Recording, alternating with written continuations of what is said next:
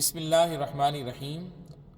جامع ترمذی کی حدیث ہے، نبی کریم خاتم النبیین صلی اللہ علیہ وسلم نے ارشاد فرمایا، جس نے قرآن مجید کا ایک حرف پڑھا اس کے لیے ایک نیکی ملے گی، اور ایک نیکی کا اجر 10 گنا ہے۔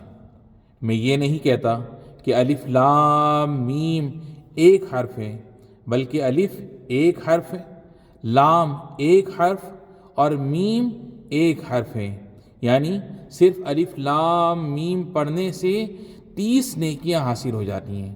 سبحان اللہ۔